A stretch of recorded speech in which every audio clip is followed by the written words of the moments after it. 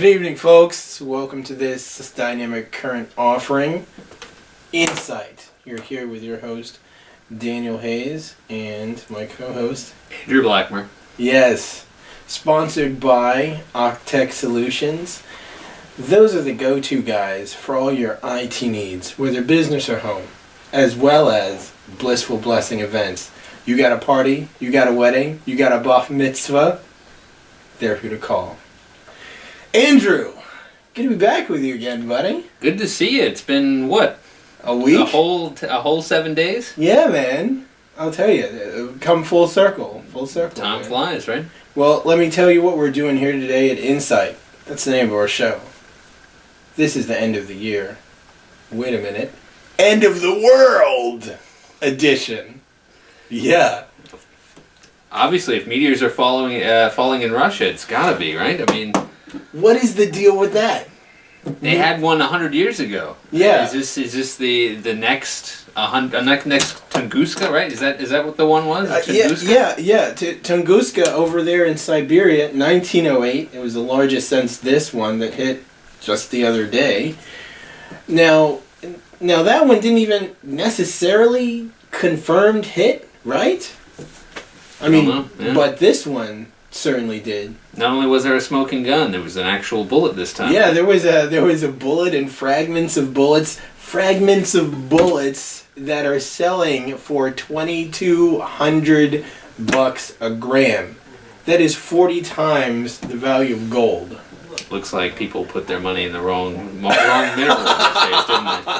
I'll tell you, what mineral is this meteor made out of? Anybody? I mean, is this some foreign space mineral? We'll have to get one of the meteor experts. Yeah, we're gonna have to get some some analysts out here to. Should have done it that day we did the finance advice. Yeah. And I told people, if you're looking to buy low on meteorites, I mean, now is the time. Well, now it's too late. I'll tell you this. Me, just like NASA and Roscosmos, which is the Russian version of NASA per se, didn't know this was coming. You know?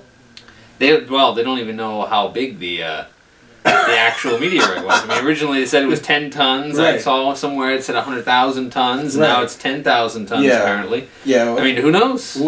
What I've seen most frequently was this 10,000 tons business. But what we can say for sure is its weight is divisible by 10.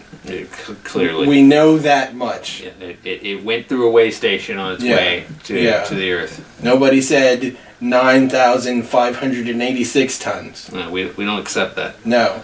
But yeah, it was scary. I bet for the 1,100 or so people, right, who were hit. Yeah, they were a lot of damage. I assume property damage and stuff like that. Yeah, we've got a couple statistics here actually. $33 million in damage.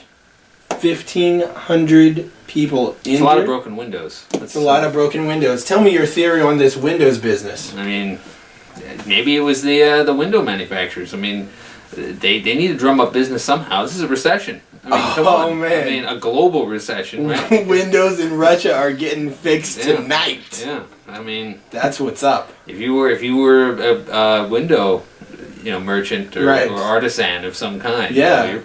You're in the style right now. You could start selling those environmentally sound windows that retained heat and all of that sort of business. Lower your electricity bills. Stained glass windows, sort of like the monasteries. People want to go with the religious motif. A lot of Eastern Orthodox folks in that region, the Eastern Bloc of Europe and stuff. Absolutely. Very stylish. Absolutely. Yeah, those rose tints are nice. I don't have any for my home, but if my windows break as a result of a meteorite explosion, it could happen. Yeah. So that's pretty crazy stuff. And I'll tell you, man, what we were getting at was that we didn't know, right? NASA didn't know. Roscosmos didn't know. So what's the deal with all of our early warning systems Well, for one, I don't know if there's an early warning system that can detect everything. Space is a dangerous place. Space is a dangerous I place. mean, It's solar out to get flares, you. yeah, comets, asteroids, Yeah. all kinds of oids. Right. You know, I mean, all kinds of things out there. They killed the Exploding dinosaurs. stars, exactly. Exploding stars, black holes. I mean, what can you do? Supernovas, red dwarfs. Exactly. You know? That's scary. Yep. And so, you know, it's possible that there could be a huge meteor, you know, that hits the Earth, and we won't know about it until it's already too late. Yeah. Until Well- we've lost our windows. Yeah, it's pretty rough. It's pretty rough. So, what do we have, really? Okay, every once in a while, as, you know, the most advanced nation in the country, or something in the country, in the world, right? Exactly. Yeah, America, supposedly. The world's last remaining superpower, right? Yeah, at least we got that. We still have that claim to fame Yeah, until yeah. China wipes us out. But we've got tons of money spent on defense, rockets, missiles. But it might right? not stop the extinction of the human race. Right? It's absolutely not going to stop it. In fact, it could be a contributing factor to the extinction of the human race. Yeah, that's Right? very true. Right? I mean, think about it, okay? You know, we're talking about stats here. This blast from this meteor unleashed, they say, the amorphous they that gives you your news. Who can you trust? You can trust us. All right? Sure can. Right? 500 kilotons of energy, which is 30 times the amount of energy released by the atomic bomb that hit Hiroshima. That's pretty It's a powerful force. Pretty of course, without the badass. radiation, which is a nice benefit. good point. Yeah. Good point. We Without don't want to the have another radiation. Chernobyl here, right? I mean, Yeah, yeah. no more radiation. We don't need any of that. No. Yeah, yeah. I remember reading that book Hiroshima. It was pretty powerful. Check that out sometime. But that's neither here nor there. But what is here and there is the world and the human existence. Okay, and that's important to me. It's important to you. It's probably important to the majority of our viewers who place any value on life and property. Which is why we call this the End of the World Edition. Okay? Now, I haven't seen a whole lot of it, but I wouldn't be surprised if some of the End of the Worlders came out and start proclaiming a whole bunch of Those are wild the people stuff. that came out during Hale Bopp and Yeah, those guys. the other comets that. Yeah, you know, that sort of thing. And, you know, 2012, just a couple months back in December. We the all whole- survived, thankfully, Yeah. right? That whole Mayan calendar ending fiasco. So, what's the deal? I mean, people are obsessed with this, right? The end of the world idea. I don't blame them, right? It's pretty important. I mean, if the world ended, it's kind of a big deal.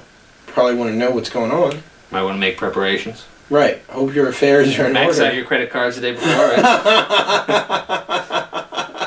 That's one way to go, Yeah, right? yeah. It depends on your perception of life and perhaps the possibility of an afterlife. Maybe. Stockpile those AR-15s before they get banned, right? I don't know what the good that's gonna do you when a meteor hits you. Well, yeah. Might stop the looters, right? If you survive. Yeah, you know, this isn't Hurricane Katrina, but you know, whatever. So, let's talk about that, right?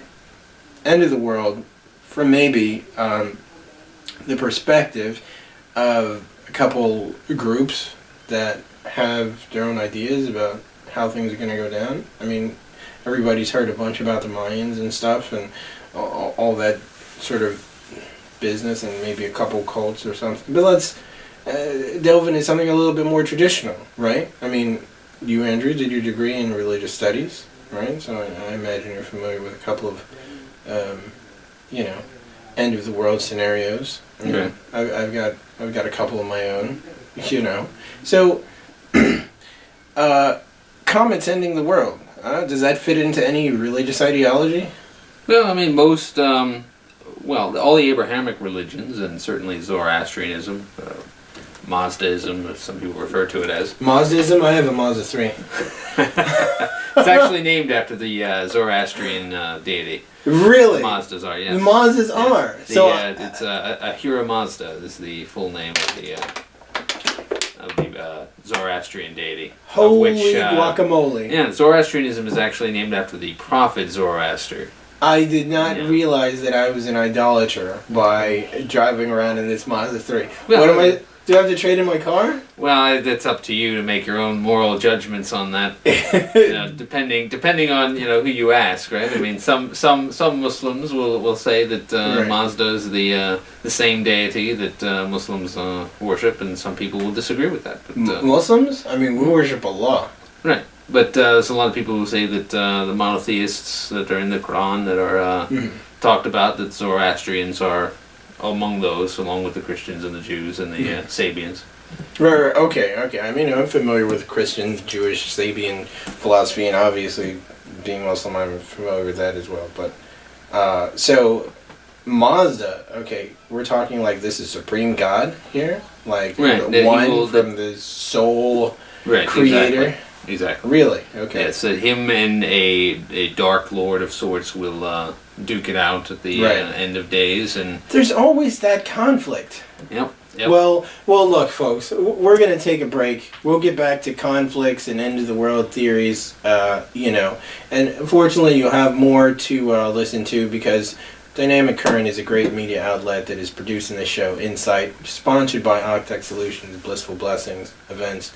We'll see you in a minute.